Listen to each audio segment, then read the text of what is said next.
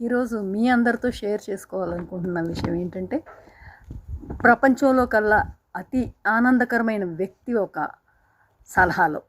అతను ఒక Buddhist monk. అతని మీద 7 సంవత్సరాలు రీసెర్చ్ చేసినా కూడా ఆయన ఎక్కడా కూడా అన్‌హ్యాపీగా ఒక్కసారి కూడా కనిపించలేదట.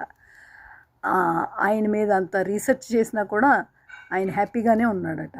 సో ఆయన హ్యాపీగా ఉండడానికి అసలు కారణాలేంటి అని అందరికీ ఆశ్చర్యం వేసి ఆయన నుంచి ఒక 5 సూత్రాలు అడిగి తెలుసుకున్నారు. ఆ 5 సూత్రాలు ఆయన ఏం చెప్పాడంటే, don't worry be happy. First సూత్రం ఏంటంటే, మనకి సమస్య వచ్చింది అంటే మనం ఆలోచించడం మొదలెడతాం, దాని గురించి వరీ అవ్వడం మొదలెడతాం. దానివల్ల స్ట్రెస్, స్ట్రెయిన్ ఇవన్నీతో పాటు చాలా అనారోగ్యాలు ఇవన్నీ చూస్తూనే ఉన్నాం మనం.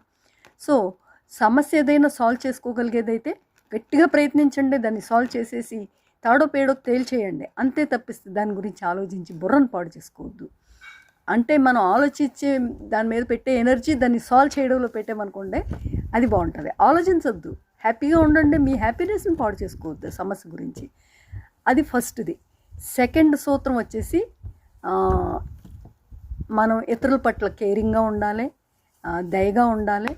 అంతే ప్లస్ వాళ్ళ మీద ఏ రకమైన నెగిటివ్ ఫీలింగ్స్ అంటే జెలస్, కంపారిజన్ ఇవన్నీ లేకుండా ఎప్పుడైతే ఉంటామో మనకి ఇన్నర్ పీస్ ఉంటుంది.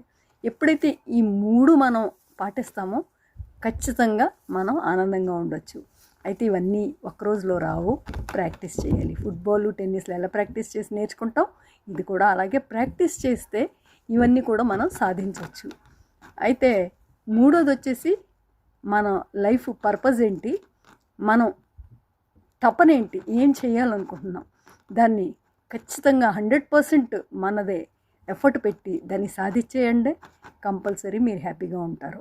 పర్పస్ అంటే ఏదో ఒక, మనకి భూమి మీదకి వచ్చామంటే ఏదో పర్పస్ ఉంటుంది, దాన్ని వెతుక్కుని దాన్ని సాధించండి. అది మీకు సంతోషాన్ని ఇస్తుంది. హ్యాపీనెస్, మన హ్యాపీనెస్తో పాటు ఇతరుల హ్యాపీనెస్ని కూడా మనం ఎప్పుడైతే పట్టించుకుంటామో, వాళ్ళందరూ కూడా సంతోషంగా ఉండాలని ప్రయత్నిస్తామో మన చేతల ద్వారా, మాటల ద్వారా, పనుల ద్వారా, అప్పుడు మనం కూడా ఆటోమేటిక్గా హ్యాపీగా ఉంటాం. సర్వీస్ అన్నిటికంటే బెస్ట్. ఇతరులకు సహాయం చేసి ఇతరులకు సర్వీస్ చేయడం వల్ల, మన ఫ్యామిలీ మెంబర్సే కావచ్చు, మన సొసైటీయే కావచ్చు, ఎవరికైనా మనం సహాయం చేయడం వల్ల మనం సంతోషంగా ఉంటాం, వాళ్ళు సంతోషంగా ఉంటారు. నేను ఈరోజు 9000 స్టెప్స్ చేశా, ప్లస్ హబిల్డ్ యోగా చేశా, ప్లస్ మీ అందరితో ఈ విషయాలన్నీ పంచుకున్నా. నా పర్పస్ ఇదే అనమాట.